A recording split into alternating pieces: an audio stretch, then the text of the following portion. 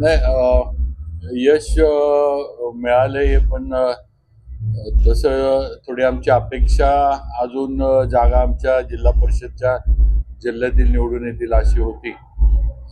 पण तरी आज पहिल्यांदा भारतीय जनता पार्टीनं स्वबळावर आणि स्वतःच्या कमळाच्या चिन्हावर आज एवढं मोठं यश जे आहे ते मिळवलेलं आहे.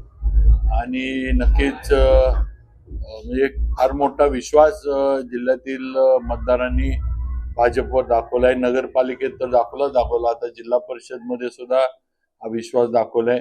आणि नक्कीच त्या विश्वासाला पात्र राहून आम्ही पूर्ण जिल्ह्यातील सर्व भारतीय जनता पार्टीचे पदाधिकारी, सर्व जे आता नवीन निवडून आलेले जे सगळे जिल्हा परिषद सदस्य आहेत, आम्ही नक्कीच चांगल्या पद्धतीनं काम करू याची मी खात्री देऊ भारत इच्छितो. पंचायत समितीमध्ये जिल्ह्यामध्ये फक्त भाजपला सातारा पंचायत समितीवर तुमचा गट असणं तुम्हाला यश मिळालं. इतर ठिकाणी संमिश्र काही ठिकाणी राष्ट्रवादीकडे गेलेले आहेत पंचायत समिती. नाही तर अजून मला जिल्ह्यातल्या एवढ्या माहित्या माझ्यापर्यंत आलेल्या नाही आहेत. पण थोडं माहिती घेऊन मग त्याच्यावर आपण काय असेल ते भाष्य करता येईल. कारण शेवटी त्या त्या मतदारसंघातले आमदार, त्या त्या मतदारसंघातले जे लोकप्रतिनिधी आहेत यांच्याशी पण चर्चा करणं, किंवा आता अजून निकाल अंतिम टप्प्यात आहेत, काही येत आहेत, काही अजून आलेत, काही जाहीर झालेत. पण शेवटी याच्यावर थोडी माहिती घेऊनच भाष्य करणं योग्य राहील असं मला वाटतं. म्हणजे सातारा पंचायत समितीवर भाजपची निर्णायक सत्ता आल्याचं दिसतंय. पहिल्यांदा राष्ट्रवादीचा बालेकिल्ला म्हणून ओळखलं जात होतं. येते हलवा. आता आता भाजपनं पंचायत समिती ताब्यात घेतली.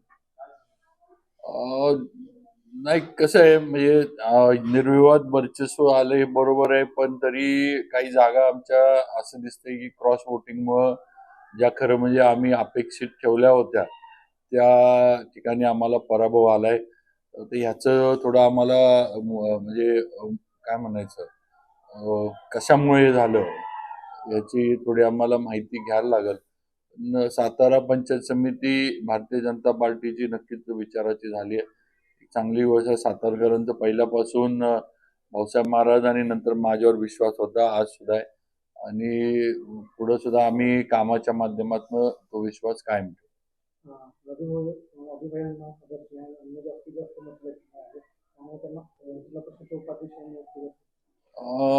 आता आता पुढं जिल्हा परिषद मधली सत्ता कशी स्थापन होते त्याच्यावर पुढचे निर्णय होतील.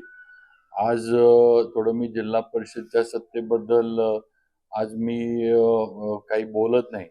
कारण जे मताधिक्य किंवा जो आकडा आम्हाला पाहिजे होता तो तसा आज आमचा आलेला नाहीये. म्हणजे मेजॉरिटी जिल्हा परिषदमध्ये आमची पूर्ण आली आहे भाजपची असं चित्र नाहीये. म्हणजे जरी मोठा पक्ष असला तरी वस्तुस्थिती आहे. तेव्हा आता आजच पुढं पदाधिकारी कोण होईल, काय होईल हे मी सांगू शकत नाही. पण त्याच्याबद्दल थोडं योग्य वेळ आल्यावर आम्ही निर्णय घेऊ. विरोधकांची काय काय ठिकाणी डिपॉझिट जप्त झाली, बऱ्याच ठिकाणी जप्त झाली. निवडणुकीच्या अगोदर बऱ्याचशा टीका करत होती, त्याच्याबद्दल काय? नाही आता शेवटी बघा, आज पंतप्रधान मोदीजी आणि राज्याचे मुख्यमंत्री देवेंद्रजींच्या नेतृत्वाखाली आम्ही काम करतोय. आणि दोन्ही आमचे नेते हे लोकांनी त्यांचं नेतृत्व मान्य केलंय, त्यांचं काम मान्य केलंय. आणि एक देशाचे देशाचे मी तर म्हणेन म्हणजे देशाचे म्हणणं पण आज जगामध्ये पंतप्रधान मोदीजींचं नेतृत्व मान्य झाले. आणि आज त्यांच्या नेतृत्वाखाली भाजप काम करते. आज राज्यात सुद्धा आमचे मुख्यमंत्र्यांच्या देवेंद्रजींच्या नेतृत्वाखाली आम्ही काम करतोय. आणि शेवटी या नेतृत्वांवर लोकांचा विश्वास फार मोठा आहे. आणि चांगलं काम यांच्या माध्यमातून चालू आहे, अजून सुद्धा पुढे होत राहील ही खात्री सर्वसामान्यांना आहे. म्हणून आज एवढं ताकद आम्हाला भाजपला आणि आम्हाला सर्वसामान्य मतदारांकडनं मिळते. आणि आता या याच्यामध्ये शेवटी आता डिपॉझिट जप्त होणं वगैरे तर शेवटी म्हणजे त्या मतदारसंघामध्ये त्यांची तेवढी ताकद नव्हती, किंवा कधी कधी विरोधासाठी विरोध म्हणून उभा राहायचं असं पण असतं. त्या ह्याच्यातनं ही मंडळी ज्यांची डिपॉझिट गेली ती उभा राहिली असेल, आता त्यांनीच आत्मपरीक्षण करावं स्वतःच.